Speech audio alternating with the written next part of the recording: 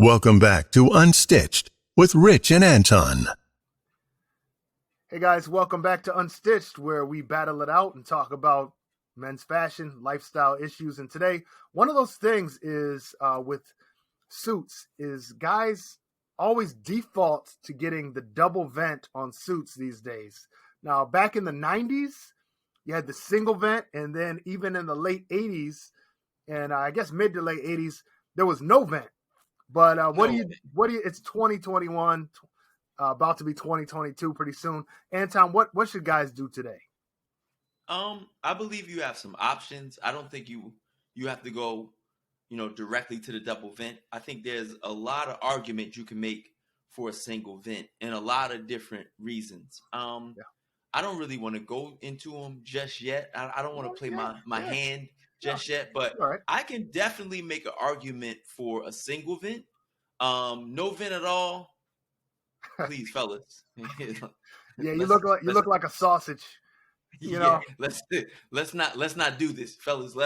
No single vent, but a double vent, I can make an argument for it. I definitely can. I think it could be a good look under certain circumstances, especially on certain occasions. I'll give you a second to rebut. Yeah, and you know what? This isn't going to be one of those ones where I try to just knock you right out the box. I'm going to give you a little bit of leeway and let you have a little time to shine. One of the things that I can say is that the double vent for most suits and most sports jackets is going to be your go-to. I would recommend that you guys do that. It's going to be most flattering for 90% of people's body types.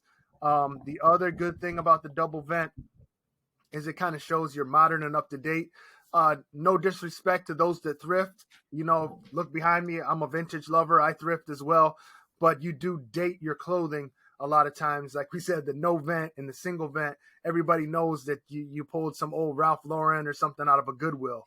And that's just the truth of the matter. No, you're not lying.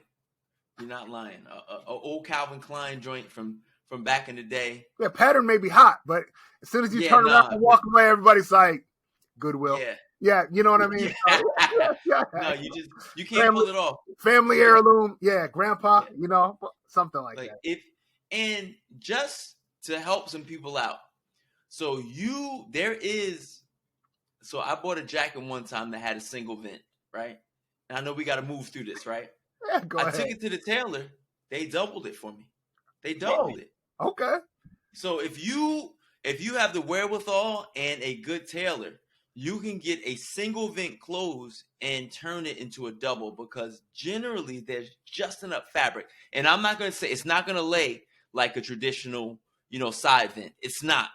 But you can close up that single and open up that double. And what they do, they roll that fabric. They roll that fabric out and give you as much as they can and try to make it work. So that's just, but let me go back to my position, right? Yeah. Go give us a couple of those occasions, because I'm curious to hear those as well. Go ahead. So I feel that at a wedding, a single vent, and I don't know why, but especially in white, you can get away with a single vent. It's a dignified occasion. It's, very, I see your mouth. Right. So I believe by and large, and we say this all the time, we have to take an opposite position, whether we, whether we believe it or not. Somebody's got to lie on the sword from week to week. We got to lie on the sword, but I can make a position for a single vent. Do I believe that your side vent or double vent is going to be the way to go? Hands down, definitely. Right. Let's talk about an overcoat. Well, on an overcoat, Anton, I got to give it to you. That's really the only way to go. Especially, I live, in the Midwest. It's cold, right. So sometimes the overcoats that I have, they're long. I like to get it down to the calf, right. And a double vent overcoat is just gonna look, in my opinion. I mean, guys, you can get whatever you want, but in my opinion, it's gonna look kind of silly. So that single vent's better. Rich, I don't know if I've ever seen an overcoat with a double vent. Like, they might exist, and maybe they exist, and maybe like, a 3/4 length or shorter.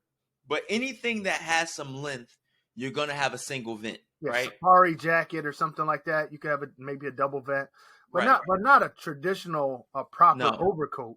No, not an overcoat. No. And when we say overcoat, we're not talking about a blazer or anything. We're talking about a winter coat going over a sweater or another blazer or a suit, right? Yeah. So in that instance, the single vent, it looks good, and functionality wise, it's going to perform better, right? Because what we're trying to do with a coat, we're trying to keep the cold out, Rich.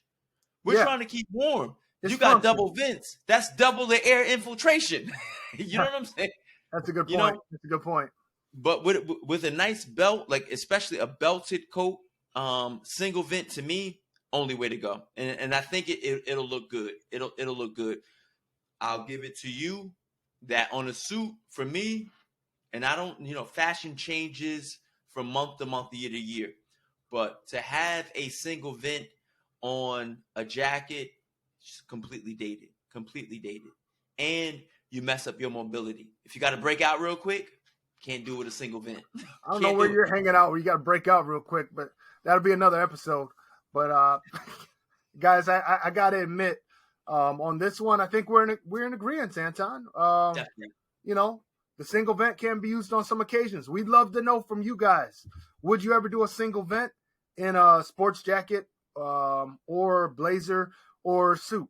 Or would you just say, no, you know what, that's strictly relegated for an overcoat? Let us know in the comments below.